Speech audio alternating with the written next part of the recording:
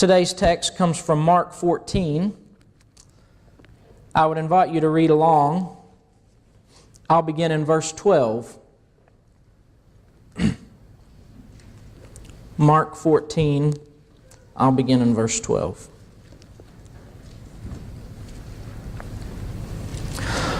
On the first day of the festival of unleavened bread, when it was customary to sacrifice the Passover lamb, Jesus' disciples asked him, "Where do you want us to go and make preparation for you to eat the Passover?" So he sent two of his disciples, telling them, "Go into the city, and a man carrying a jar of water will meet you. Follow him. Say to the owner of the house he enters, 'The teacher asks, where is my guest room, where I may eat the Passover with my disciples?' He will show you a large room upstairs, furnished and ready. Make preparations for us there." The disciples left, went into the city, and found things just as Jesus had told them. So they prepared the Passover.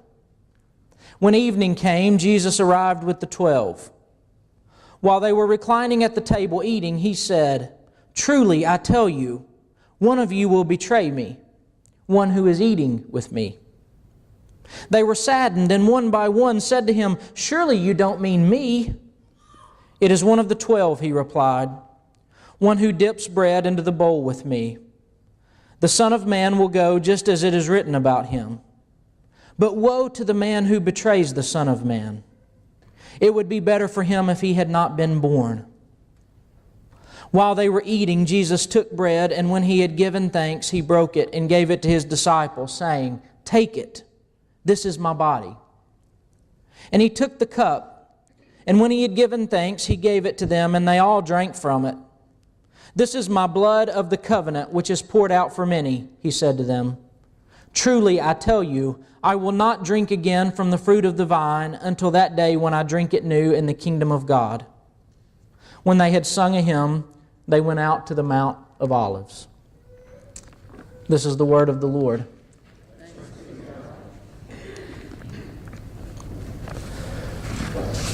Remember me. Remember.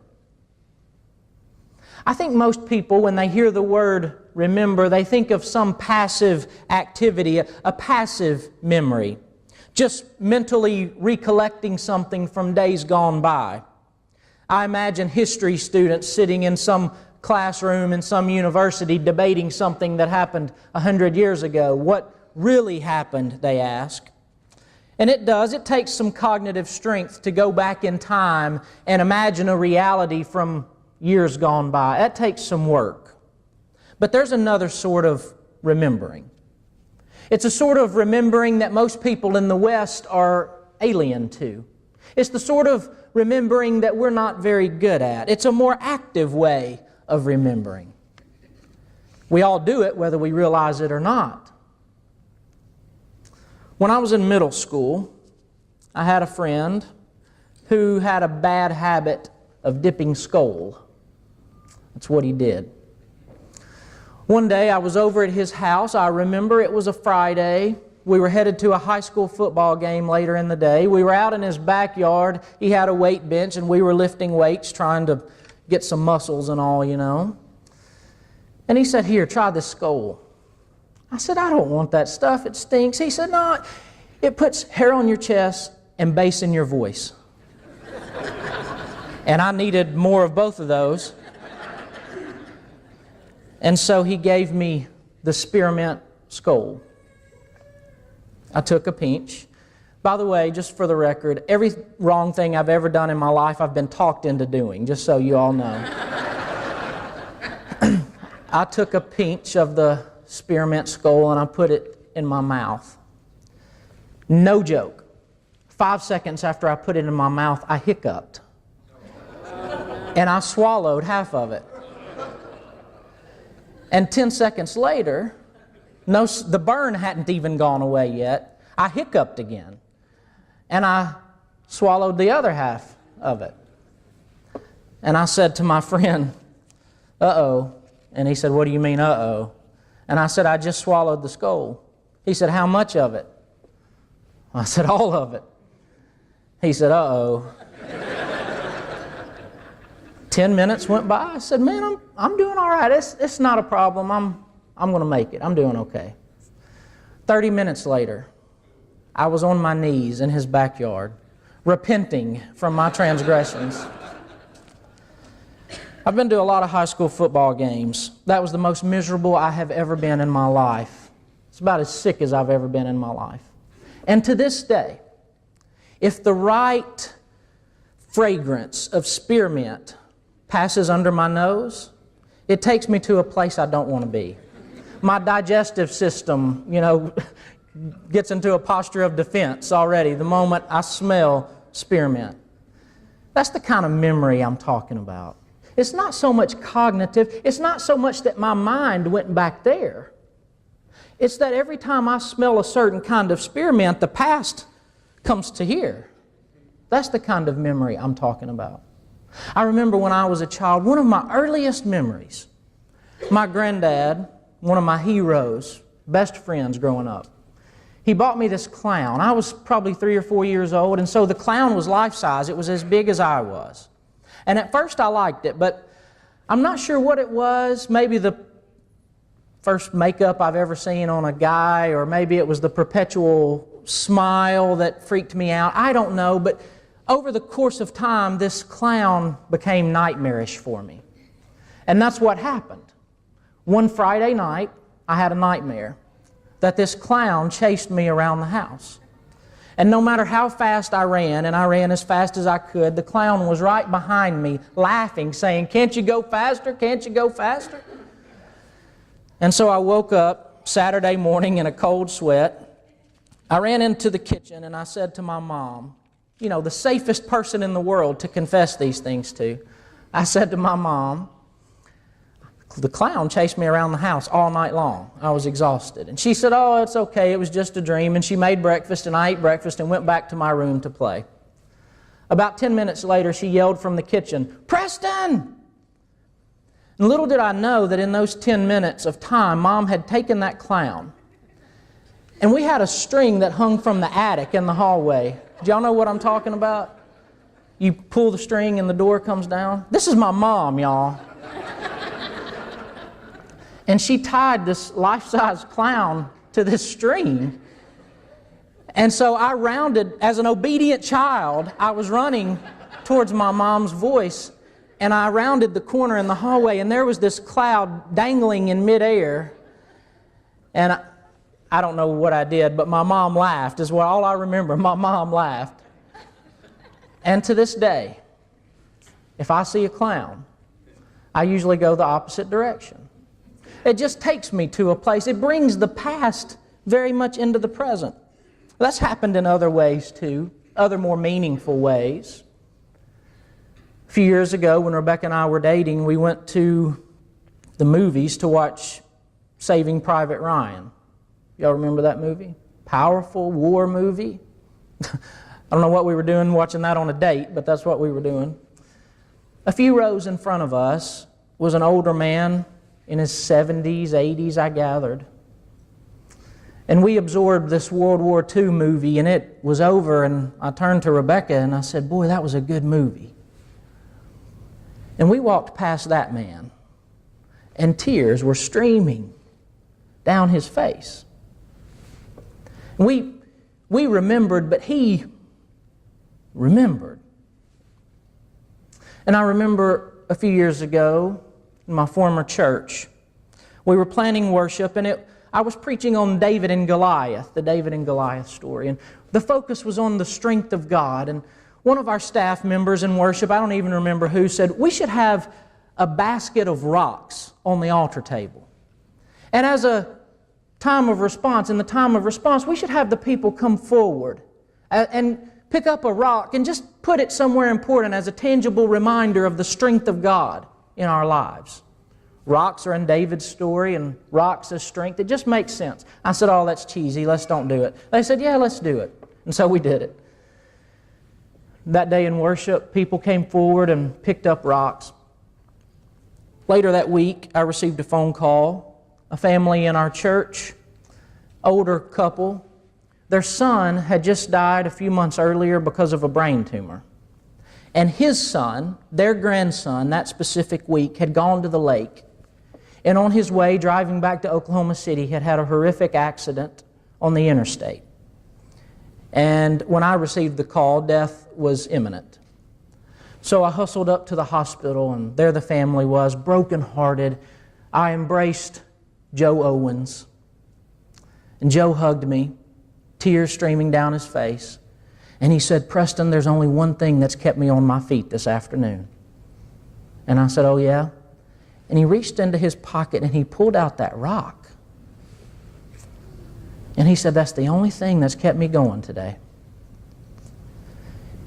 When he touched that rock in his pocket, it's not just that he remembered what was said on Sunday, it's that somehow what was said on Sunday filled his life on Thursday. That's a different kind of remembering. Has that happened to you? Maybe it's a song that takes you back to a first date or a powerful worship service or maybe a funeral. Sometimes it's a smell, spearmint. Maybe it's the sight of some particular thing. We all have those things in our lives that we remember. I don't just mean our mind goes back to the past. I mean somehow the past comes into the present and our pulse quickens and our gut says something important's happening here. The Jewish people understood this kind of remembering, especially at Passover. Do you know how they did it at Passover? It was a big to-do every year. The whole family gathered together and the whole family participated in setting the table. They had cups and salt reminding them of the Red Sea, and they would sacrifice a lamb. In those days you did not eat meat every meal, at least most common folk didn't. So to have a lamb, to slaughter a lamb, was a big to-do. There the family was, table set. And they would stage it. The youngest grandchild would say, "Papa, Papa, what's the meaning of this meal?" Now he might know the meaning, he might have heard it 14 times, for all we know. But every year, the youngest would say it. "Papa, what's the meaning of this meal?" And the patriarch of the family would begin. "Well, you see, we were slaves in Egypt. We were." That's how they tell it, Jewish people. If you listen to them, that's how they tell it. They don't say our ancestors were slaves in Egypt. That's not it. They say we were slaves in Egypt. And they retell the story in present tense. They participate, they re-experience the story. It's not just taking their mind back 2,000 years. It's bringing 2,000 years into the present. You see, that's the way the whole thing's supposed to work if we're serious about it. The Bible's not just a story of things that happened long ago.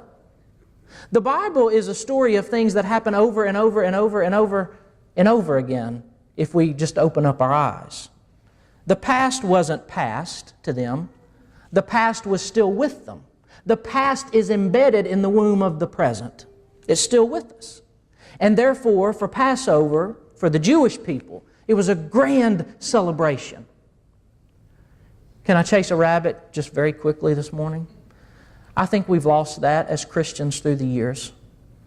We've focused a lot on introspection and seriousness and confession and forgiveness, and for good reason. The Lord's Supper is a time for us to be serious and confess and name our sin, receive God's forgiveness. It's also a time to celebrate.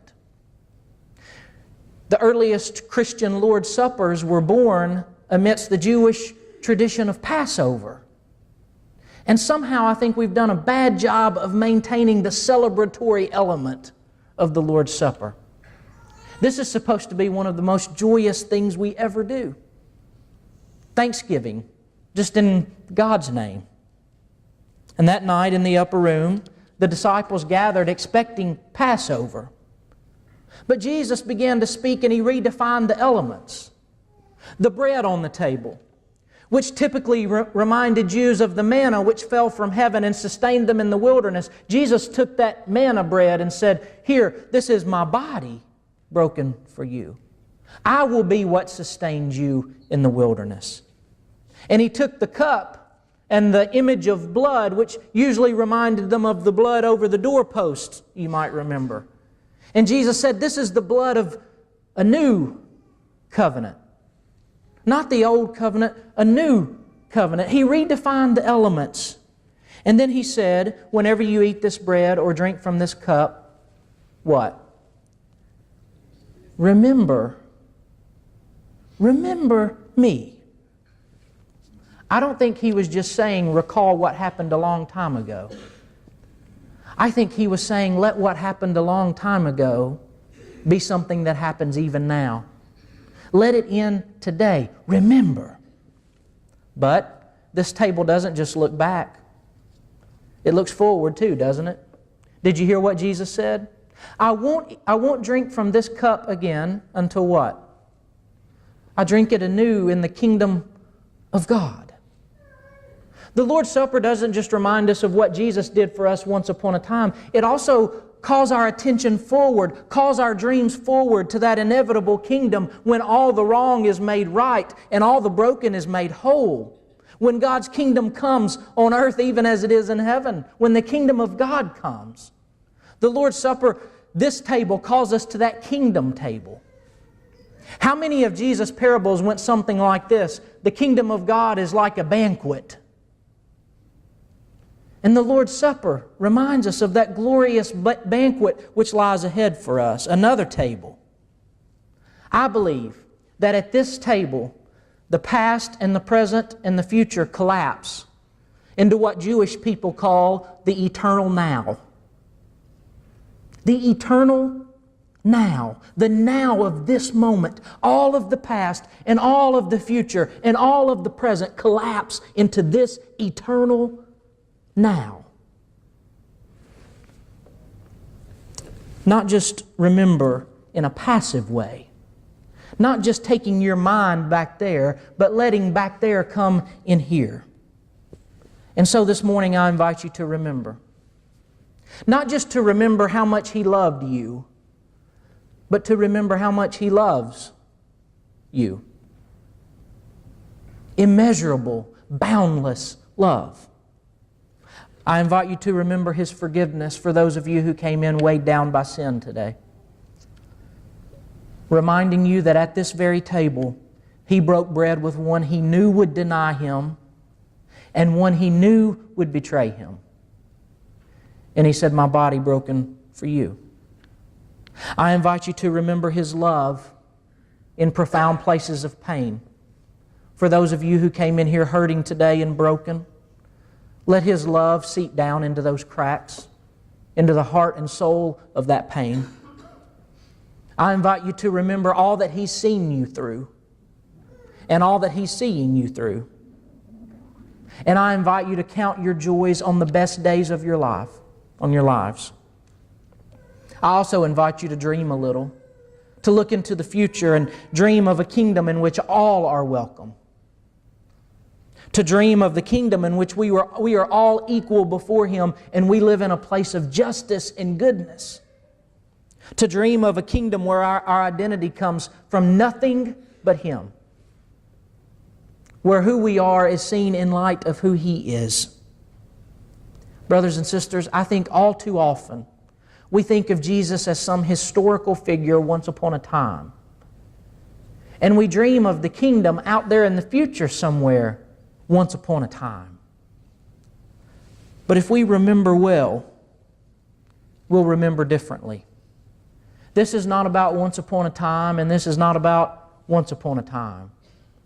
This is about now. As often as you eat this bread and drink this cup, remember me. Can we take a few moments and just be quiet and listen and remember? Would you join me?